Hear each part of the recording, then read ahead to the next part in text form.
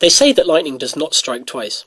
However, 6 months after Sergei Karjakin defeated Tighe Person in the Benidorm Rapid Play of November 2003, using the smothered checkmate idea, Karjakin was able to use the exact same checkmate against Ruben Rabiega in the Canarias blitz tournament of May 2004.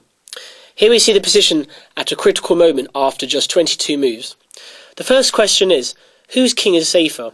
The black king appears to be tucked away on b8, here in red. However, the white king on e1 looks far more unsafe, doesn't it? Because black has an impressive looking bishop cutting off any chances for white to castle queenside. And not only that, it's black's move. So black actually played queen h1 check, and this was forcibly winning the rook on a1 with a skewer. So after the follow moves, king d2, queen takes a1, black emerged a whole rook ahead. Now, it is unclear as to what time trouble both players were in, but Sergei had the chance to pull off the exact same combination 6 months after his game against Philidor Person. Watch and learn how he managed to pull off this smothered checkmate idea, the Philidor's checkmate, using this knight on a4 and the queen on d5. If you are able to calculate all the way to the end, that is very impressive, because it is more than just a few moves, as it was in that game. Queen d6 check. It's very important also to see that the square on a7 is not usable, because the bishop on e3 is protecting that. So black was forced to play king a8. And after knight b6 check, black found himself under a lot of pressure here, because king a7 was the only move playable. Now this sets up a lovely discovered attack, but presumably black thought, well, there was nothing that white can really do about it. Of course there is. And Karjakin was up to the task here. Knight d5 check. Why did he go to d5? Well, it will become apparent very, very soon.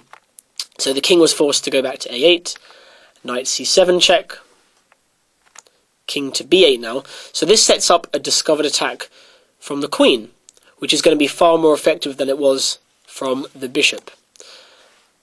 Knight takes a6 check. I'm pretty sure Karjakin saw all of this already, maybe even before he castled, allowed black to win his rook on a1. King a8, and now if you know the pattern, you should be able to see that white has the checkmate pattern in 2 moves here of the Philidor's checkmate.